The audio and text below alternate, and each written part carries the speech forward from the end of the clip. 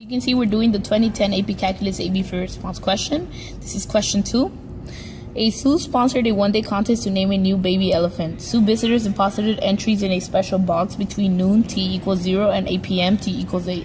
The number of entries in the box t hours after noon is modeled by a differentiable function e for 0 less than or equal to t less than or equal to 8. Values of e of t and hundreds of entries at various times t are shown in the table above. Use the data in the table to approximate the rate in hundreds of entries per hour at which entries were being deposited at time 6.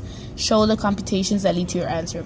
So as you can see in our chart, we don't have t=6, so we will have to use the numbers 5 and 7 and its computations 13 and 21. We will use the formula f of b minus f of a over b minus a.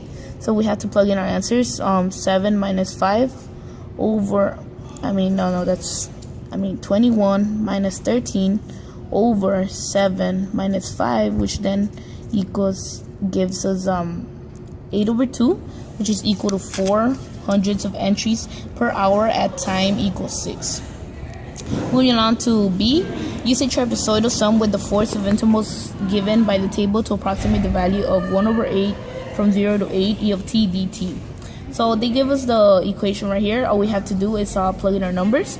We will be using the distance from 0 to 2 to the distance from 0 to 4, and the distance from 2 to 5 with the distance from 4 to 13, multiplying it to use a trapezoidal sum.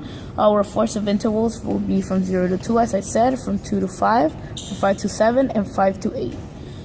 So as we plug that in, the distance from 0 to 2 is 2, the distance from 0 to 4 is 4. We will do that with the next. 5 minus 2 is 3, and 13 plus 4 is 17.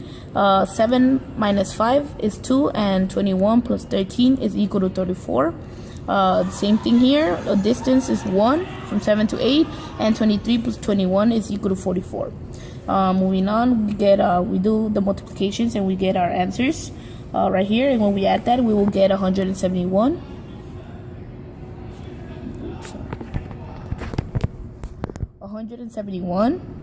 When we multiply that times 1 divided by 2, we will get our answer of 85.5. When we plug this right here in our TI-84 calculator, we get the answer, which is approximately 10.688 hundredths of entries.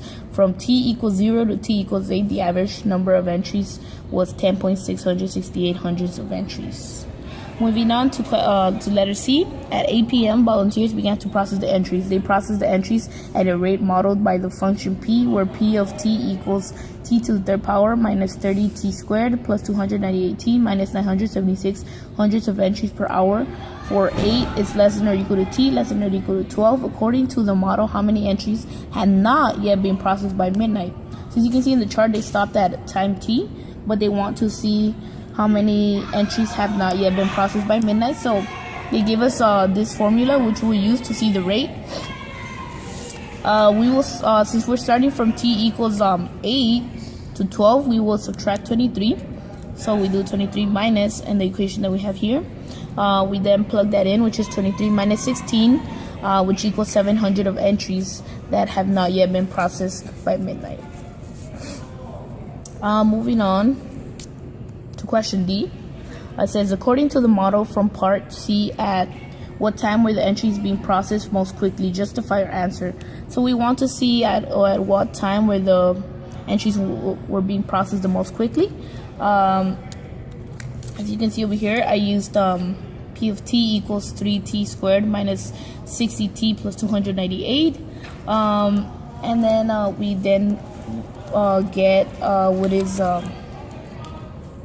P of t equals 0 when t equals 9.18 503, and we also get 10.816497. We also have to see other equations to see at what time was it being processed the most quickly. So we use p at time 8, which gives us 0.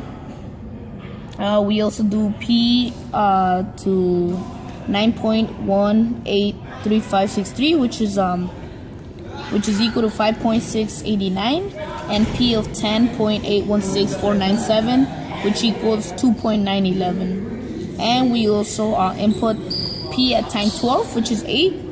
And as we can see, out of all of these numbers that we have here, the number that seems to be the most quicker was at time 12, which there were 800 entries, and that was the time when entries were being processed the most quickly.